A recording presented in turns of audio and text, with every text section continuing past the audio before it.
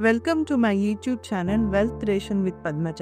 So మొదటిగా మీ అందరికీ ఉగాది శుభాకాంక్షలు అండి. మనమందరం కొత్త తెలుగు సంవత్సరంలోకి అడుగు పెడుతున్నాం. మరి ఈ సంవత్సరంలో మీరు అచీవ్ చేయాలనుకున్న గోల్స్ ని ప్రిపేర్ చేసుకున్నారా? సో అలాగైతే ఈ రోజు మనం ఆ గోల్స్ ని ఎలా అచీవ్ చేయాలి, సో మనం కామన్ గా చేసే మిస్టేక్స్ ఏంటి and simple goal setting steps ని క్లియర్ గా అర్థం చేసుకునే ప్రయత్నం చేద్దాం. సో ఈ ఎపిసోడ్ ని స్కిప్ చేయకుండా పూర్తిగా చూడండి, అలాగే మీ ఫ్రెండ్స్ తో షేర్ చేయటం మర్చిపోకండి. సో ఫస్ట్ మనము మన చేసే ఫైనాన్షియల్ మిస్టేక్స్ ఏవైతే ఉన్నాయో గోల్ సెట్టింగ్ లో అవి తెలుసుకునే ప్రయత్నం చేద్దాం. సో ఫస్ట్ వచ్చి ఫైనాన్షియల్ గోల్ అంటే ఒక పేపర్ మీద ఒక నంబర్ రాస్తుంటూ ఉండరు, అది కాదండి. సో మీ యొక్క మోస్ట్ ఇంపార్టెంట్ డ్రీమ్ మీరు ఏదైతే అచీవ్ చేద్దామో అనుకుంటారో దానికి తీసుకెళ్లే ఇది ఒక రోడ్ మ్యాప్. సో మీరు ఏదైతే ఇంపార్టెంట్ గోల్ ఉంటుంది అనుకుంటున్నారో, లైక్ మీ యొక్క ఎప్పటి నుంచో పెండింగ్ గా ఉన్న ఒక లోన్ విచ్ మీరు క్లియర్ చేద్దాం అనుకుంటున్నారో, లేదు అంటే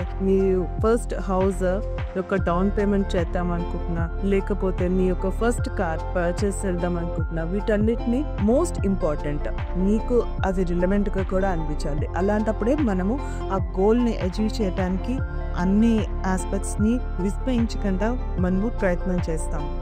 సెకండ్ మిస్టేక్ వచ్చి ఫైనాన్షియల్ గోల్ అయితే సెట్ చేసుకుంటారు, కానీ సో చాలా సార్లు ఆ గోల్ ని డివియేట్ అయ్యేటట్టుగా ఎమోషనల్ స్పెండింగ్ కూడా చేస్తూ ఉంటారు. సడన్ గా ఒక ఎక్స్పెన్సివ్ వెకేషన్ కి వెళ్ళాలని ప్లాన్ చేయటం లాంటివి. సో ఇలాంటి వాటిని కంట్రోల్ చేయడానికి ఒక అకౌంటబుల్ పార్ట్నర్ని పెట్టుకోండి, సో దట్ వాడు మీ యొక్క గోల్ ని డివియేట్ అవ్వకుండా రీచ్ అయ్యేటట్టుగా హెల్ప్ చేస్తారు. సో థర్డ్ మిస్టేక్ వచ్చి చాలా మందికి ఫియర్స్ ఉంటాయి. సో ఇన్వెస్ట్మెంట్ చేస్తే నేను నష్టపోతానా, లేకపోతే ఈ ఇన్వెస్ట్మెంట్ లో చేస్తే రిస్క్ ఎంత అన్న విషయాన్ని భయపడుతూ ఉంటారు. సో దాని మూలంగా కూడా ఇన్వెస్ట్మెంట్ చేయకుండా డిలే చేస్తుంటారు. సో మీరు ఆ విషయాల్ని ఓవర్కమ్ చేయాలి అంటే కనుక ఒక ప్రొఫెషనల్ ఫైనాన్షియల్ అడ్వైజర్ని కానీ ఫైనాన్షియల్ కోచ్ని కానీ మీరు పెట్టుకోండి, సో దట్ మీ యొక్క గోల్స్ని రీచ్ అవటానికి ఈజీగా వాళ్ళు హెల్ప్ చేసే ప్రయత్నం చేస్తారు. మనం ఇప్పుడు ఈ ఫైనాన్షియల్ గోల్స్ ని స్టెప్ వైజ్ గా ఎలా సెట్ చేసుకోవాలో తెలుసుకుందాము. సో ఫస్ట్ స్టెప్ వచ్చి డ్యూరేషన్ అండి. సో మన ఈ గోల్ ఏదైతే ఉందో అది షార్ట్ టర్మ్ గోలా, మీడియం టర్మ్ గోలా, లేకపోతే లాంగ్ టర్మ్ గోలా, ఇది చాలా క్లియర్ గా డిఫైన్ చేసుకోండి. షార్ట్ టర్మ్ గోల్ అంటే 1 year లోపు మీరు అచీవ్ చేసుకునే గోల్ ని షార్ట్ టర్మ్ గోల్ అని అనొచ్చు. ఫర్ ఎగ్జాంపుల్ ఎమర్జెన్సీ ఫండ్ అయి ఉండొచ్చు, లేకపోతే మీ యొక్క ఎప్పటి నుంచో క్లియర్ చేద్దాం అనుకున్న ఒక స్మాల్ లోన్ అయి ఉండొచ్చు, లేకపోతే మీ యొక్క వెకేషన్ ప్లానింగ్ అయినా అయి ఉండొచ్చు. సో నెక్స్ట్ వచ్చి medium term goal. Medium term goal అంటే 1 to 5 years లో మీరు అచీవ్ చేయాలనుకుంటున్న గోల్స్ అన్ని మీడియం టర్మ్ గోల్స్ కింద వస్తాయండి. మీడియం టర్మ్ గోల్స్ లో మీరు ఫస్ట్ పే చేసి డౌన్ పేమెంట్ చేయాలనుకుంటున్న మీ హౌస్ అయి ఉండొచ్చు, లేకపోతే మీరు స్టార్ట్ చేయాలనుకుంటున్న బిజినెస్ కి క్యాపిటల్ అయినా అయి ఉండొచ్చు. అండ్ థర్డ్ వచ్చి long term goal. Long term goal అంటే ఎనీథింగ్ అబౌవ్ 5 years మీరు ఏదైతే అచీవ్ చేయాలనుకుంటున్నారో వాటిని లాంగ్ టర్మ్ గోల్స్ కింద మనం డిఫైన్ చేస్తాము. సో అది రిటైర్మెంట్ ప్లానింగ్, లేకపోతే చిల్డ్రన్ ఎడ్యుకేషన్, లేకపోతే మీ యొక్క second source of income or passive income అని ఉండొచ్చు.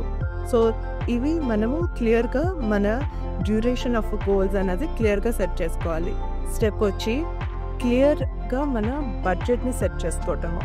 సో మన బడ్జెట్ అన్నది చాలా ఇంపార్టెంట్ అండి. మన గోల్ అచీవ్ చేయాలి అంటే కనుక సో మన యొక్క టోటల్ ఇన్కమ్ ఎంత వస్తుంది అండ్ మంత్లీ ఎంత ఎక్స్పెన్సెస్ అన్నవి చేస్తున్నారు అన్నది క్లియర్గా ఒక నెంబర్కి డిరైవ్ అవ్వండి.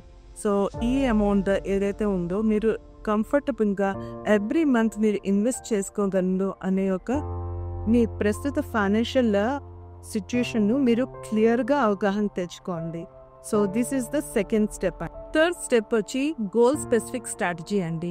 అంటే మీరు ఒకవేళ కనుక ఎమర్జెన్సీ ఫండ్ క్రియేట్ చేస్తున్నాము అనుకుంటే కనుక దాని యొక్క primary requirement is liquidity. So మీరు దానికి తగ్గ ప్రొడక్ట్ని ఎంచుకోండి, లైక్ ఎఫ్డి కానీ లిక్విడ్ మ్యూచువల్ ఫండ్స్ కానీ ఎంచుకోండి. మీ యొక్క గోల్ లోన్ క్లియర్ చేయటం అయితే కనుక మీ యొక్క ప్రస్తుత లోన్స్ అన్నీ ఒక పేపర్ మీద రాసుకోండి, అలాగే దాని యొక్క ఇంట్రెస్ట్ రేట్స్తో సహా. సో హైయెస్ట్ ఇంట్రెస్ట్ పేయింగ్ లోన్ని ఫస్ట్ క్లియర్ చేయడానికి ప్రయత్నించేయండి. అదే మీ యొక్క గోల్ ఇన్వెస్ట్మెంట్ని క్రియేట్ చేసుకోవటం అయితే కనుక సో ఫస్ట్ మీ యొక్క రిస్క్ టాలరెన్స్ని తెలుసుకునే ప్రయత్నం చేయండి. అండ్ మీ రిస్క్ టాలరెన్స్కి తగ్గ ప్రోడక్ట్ని ఎంచుకోండి అండ్ దాని మీద పూర్తి అవగాహన అన్నది తెచ్చుకునే ప్రయత్నం చేయండి. అండ్ ఇందులో మీకు ట్యాక్స్ ఎఫిషియెంట్ ప్రొడక్ట్స్ ఏమైనా ఉన్నాయా అన్నది తెలుసుకుని ఆ ప్రోడక్ట్ని ఎంచుకునే ప్రయత్నం చేయండి. సో 4th స్టెప్ వచ్చి మీరు మీ యొక్క ఇన్వెస్ట్మెంట్స్ని, పేమెంట్స్ని అన్నిటినీ ఆటోమేట్ చేయాలండి. సో ఆటోమేట్ చేయడానికి మీ యొక్క బ్యాంక్ 2 డిఫరెంట్ బ్యాంక్ అకౌంట్స్ని క్రియేట్ చేసుకోండి. అంటే మీ శాలరీ వచ్చిన వెంటనే ఇన్వెస్ట్మెంట్స్కి అయితే కనుక మీ యొక్క ఇన్వెస్ట్మెంట్ అకౌంట్లో ట్రాన్స్ఫర్ చేయండి. అండ్ మీ యొక్క లోన్స్ రిలేటెడ్ ఆస్పెక్ట్స్ అయితే పేమెంట్స్ అయితే కనుక మీ యొక్క లోన్ అకౌంట్లో ఇమీడియట్గా మీ అమౌంట్ని ట్రాన్స్ఫర్ చేసేసేయండి. సో దట్ మీరు ఈఎంఐస్ కానీ లేకపోతే ఇన్వెస్ట్మెంట్ ఎస్ఐపీస్ కానీ మిస్ చేయకుండా ఉంటారు. And last and final step is review అండి. సో పీరియాడికల్ గా మీ గోల్స్ అచీవ్ చేస్తున్నప్పుడు రెగ్యులర్ గా రివ్యూ అన్నది ఇంపార్టెంట్. సో అది 3 months co 6 months co depending upon the goal బట్టి మీరు రివ్యూ అన్నది చేస్తూ ఉండండి. And at the same time ఈ రివ్యూ చేసేటప్పుడు మీకు ఒక అకౌంటబుల్ పార్ట్నర్ను కూడా పెట్టుకోండి. సో ఎప్పుడైనా మీరు మీ గోల్స్ని డీవియేట్ అవుతుంటే కనుక వాళ్ళు మీరు డీవియేట్ అవ్వకుండా హెల్ప్ చేసే ప్రయత్నం చేస్తారు. దానికి ఫైనాన్షియల్ కోచ్ కానీ మీ ఇంట్లో ఫ్యామిలీ మెంబర్స్ కానీ మీరు ఎంచుకోవచ్చు. ఇలా సింపుల్ 5 స్టెప్స్తో మీ యొక్క ఫైనాన్షియల్ గోల్ అయితే క్లియర్గా సెట్ చేసుకోండి. అండ్ ఇలాంటి ఇంట్రెస్టింగ్ కంటెంట్ కోసం మా యూట్యూబ్ ఛానల్ని సబ్స్క్రైబ్ చేయడం మర్చిపోకండి. Mutual fund investments are subject to market risk. Read all scheme related documents carefully.